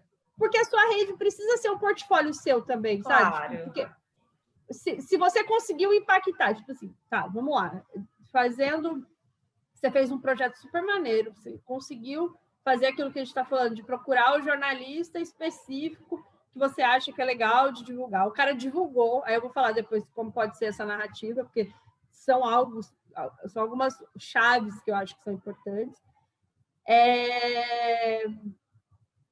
E aí a pessoa divulgou, tipo, gostou e divulgou. Aí eu vi, tipo, me impactou aquilo. Aí eu vou atrás da rede social da pessoa. Eu chego lá e eu vou ver outras milhares de coisas. Às vezes coisas que não seriam importantes para o jornalista, mas foi importante para mim como alguém, né, telespectadora que está vendo, para aquela pessoa que se interessou pelo seu material. E às vezes eu vou divulgar para minha rede aquilo que não seria divulgado para a rede. Essa é a democratização das redes sociais também, né? O quanto a gente consegue fazer com que, antigamente, se você conseguia um espaço na imprensa, aquilo que você conseguiu como espaço ia ser só aquilo seu que ia ser divulgado. Agora, se você consegue fazer com que você engaje a pessoa que viu aquilo na grande imprensa ou na pequena imprensa, ir para a sua rede, é importante que você tenha outras coisas que você fez e não só as grandes coisas que você fez. Então, a gente não pode... Com certeza. Eu muito ia completar isso, porque uma vez que você desenvolve um trabalho, edita esse trabalho, vai divulgar esse trabalho e acaba dando com os burros na água, quer dizer, ninguém abraça essa ideia, ainda assim divulga. Se não for no teu canal pessoal, abre um canal para falar daquele tópico, daquele projeto ou daquela comunidade, seja lá qual for. Às vezes até com outras pessoas fazendo a gerência desse canal. Tipo, envolver outras pessoas nesse projeto. Isso sim vai se tornar um portfólio para a vida e, eventualmente, nesse mundo de logaritmos e viralizações e hashtags, às vezes alguém descobre. É uma possibilidade. Não é tão remoto. Cara, eu já descobri, gente, assim, tipo, que foi... Eu vi uma parada X e aí eu entrei na página da pessoa e falei, porra, essa pessoa é maneira. E, tipo, depois rolou matéria, sabe, no UOL sobre isso e tal. E aí eu acho que tem uma outra coisa que a gente também subestima, eu acho que isso vale muito para todo mundo que quer divulgar e tal, que eu sinto muita preguiça nas pessoas na hora de quererem mostrar, né, fazer a assessoria de imprensa. E eu digo preguiça porque até os assessores contratados são preguiçosos É uma rixa, assim, é uma briga entre jornalista e assessor de imprensa. Eu, como já fiz as duas coisas, eu tento não gerar nenhuma... Tipo, porque o assessor de imprensa é tão importante quanto o jornalista, e o jornalista é tão importante quanto o assessor de imprensa. Mas falando como quem recebe coisa, eu acho que se você quer que alguém divulgue o que você está fazendo, você precisa mostrar as coisas, o máximo de coisas que você quer que a pessoa veja, mas de forma compacta. Não dá para ser, tipo, você jogar um documento de 2 páginas ou, tipo, 3 parágrafos gigantes que não diga nada sobre o seu projeto, que diga sobre o quão legal você é, ou o quão legal o seu projeto... Não quero saber se o seu projeto é legal. Eu quero saber o que ele impacta na sua... O jornalista, ele quer saber, assim como o cara que vai aprovar o seu edital, o que o seu projeto impacta na vida das pessoas, entendeu? E aí, quando eu faço assessoria, tipo, sei lá, quando eu fazia assessoria para MTST, que a gente não chama muito de assessoria, eu vou divulgar para ver se alguém divulga. Era meio isso, assim. Eu tentava muito contar história do que as pessoas acham do projeto. Tipo assim, sei lá, a gente vai divulgar a cozinha solidária do MTST de São Gonçalo. Isso é muito inovador, mas isso não gera impacto, porque pode ser só a mesma coisa que uma ONG faz, sabe? Tipo, o que diferencia no seu projeto? E não é tipo o que é de diferente, mas o que diferencia no impacto com as pessoas que vão receber esse projeto, sabe? Tipo, então, fazer um segundo material sobre aquilo tipo assim, eu divulguei ele, tipo, fazendo uma comparação com a cozinha solidária. Tipo, a gente divulga, a gente dá alimento, né? Distribui alimento de graça para as pessoas, e aí uma vez o fulaninho X, tipo, foi e comeu a comida e disse que e isso acontece muito, então virou muito uma forma de divulgar. Tipo, disse que a primeira alimentação dele da semana tinha sido aquela. E aí você diz para o jornalista, eu consigo que essa pessoa fale sobre a importância do projeto. E ela vai falar sobre a vida dela e do projeto. Então, tipo assim, uma coisa é você... E aí tem outras formas, tipo, eu quero divulgar o meu projeto, meu trabalho, tal, que eu fiz. E aí, tipo, a divulgação da cesta básica. E faz muito sentido para mim, porque eu fui impactada. E aí eu quis tirar foto. Eu quero mostrar. E aí é isso. O jornalista vai escrever sobre a sua história que desenvolveu o projeto. Ou, tipo, tem um grupo de pessoas e a gente quer falar sobre um projeto específico, mas o que ele impacta? Então, tipo, eu, pelo menos, dentro do meu jornalismo, eu quero contar a história de pessoas. Tem jornalista que quer contar a história de uma favela. Tem jornalista que vai querer contar a história técnica sobre o projeto. O que o projeto em si desenvolve, né? Como que ele impacta nas pessoas. Então, você precisa também ter o esforço, né? Quem vai fazer essa assessoria, ter o esforço de saber. Por isso que é mais interessante, ao invés de você enviar para uma assessoria do grupo, né? Assessoria total, né? Para o e-mail da assessoria ou para a página em si, e mais procurar o jornalista que vai escrever, que você quer que escreva, Porque quando você for falar com ele, você já sabe o que ele escreve. Você vai ler coisas que ele escreve, vai ver o que ele interessa para ele, e aí você vai moldar o seu projeto, tipo, não o projeto que você fez, né? Mas a narrativa que você quer, tipo, eu vou falar com a Fabi, ela escreve sobre histórias de pessoas, né? Então eu vou contar a minha história do porquê, eu vou falar para ela a minha história do porquê que eu quis fazer um projeto. Porquê que eu quis fazer uma série de fotos. E aí, é óbvio que, de alguma forma, não dá para ser, um dia eu acordei e fiquei com vontade, ou, tipo, queria desenvolver a minha técnica, tipo, isso não interessa para mim, assim, não interessa para o jornalista. Interessa para o jornalista contar, tipo, um dia eu estava e quis contar a história de pessoas que, assim como eu, vivem situações X.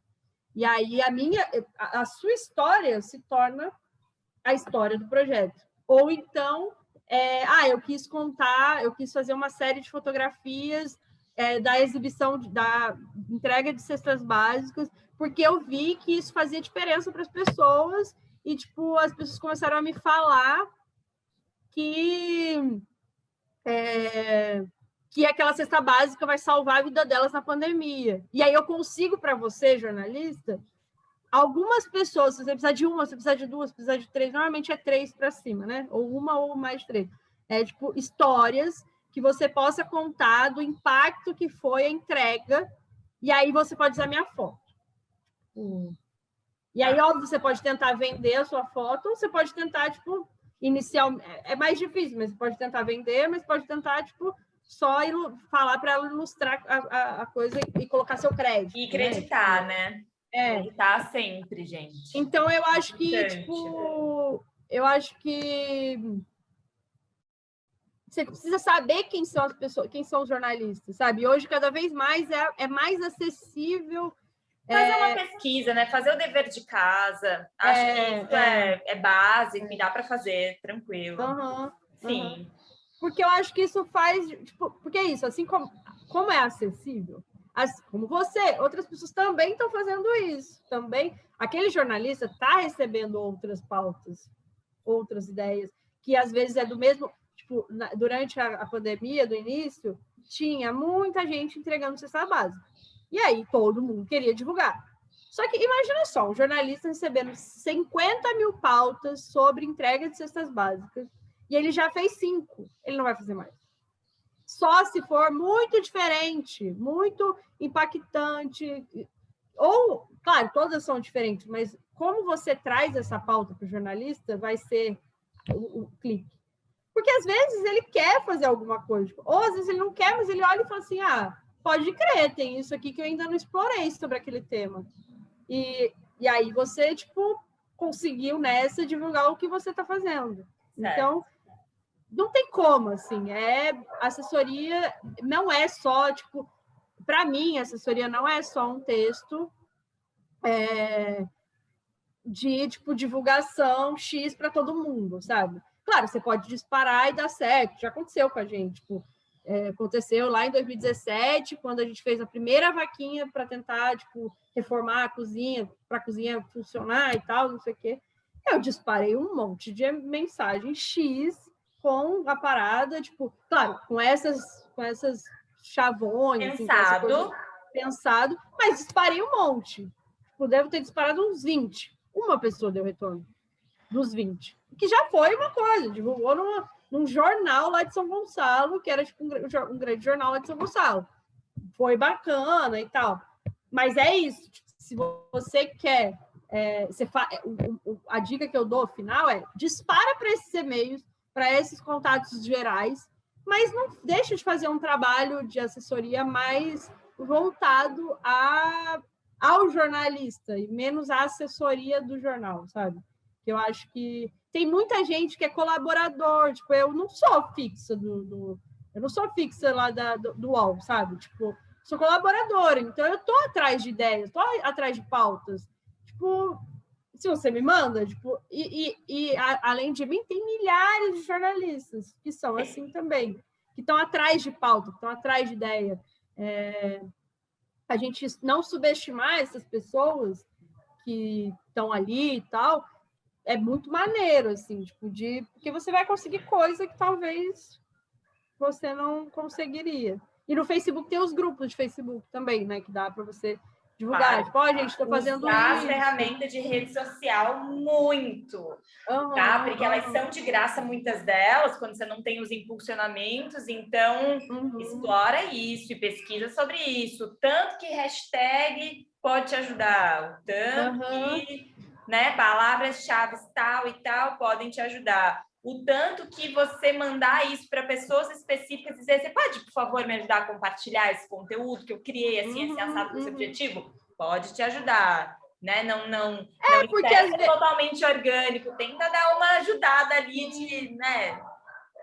Eu acho que tem uma última coisa, assim, que não deixa de ser assessoria e tal, que é você não perder, né? A gente do MTST, né? A comunicação do MTST sempre procurou muito as redes primárias, assim, né? São as primeiras pessoas que estão ali, que conhecem, que já são do MTST, que não são, mas que conhecem, que gostam e que tal. E a gente sempre disparou contato, assim, tipo, pô, gente, vocês viram isso que rolou? E tal, e aí a pessoa vira uma pequena mídia, sabe? Ela vai divulgar, e aí a outra pessoa uma pessoa que ela segue, talvez veja, e aí vai vendo. Tipo, é uma cadeia, né? Tipo, não subestimar a sua rede de amigos, de família, porque às vezes a gente joga na rede social e acha que todo mundo vai ver. E aí fica puto, porque ninguém... eu não tenho amigos, meus amigos não curtem nem o que eu faço. Cara, às vezes ele não viu. Não apareceu. Ou às vezes apareceu, mas tipo assim, feed, né?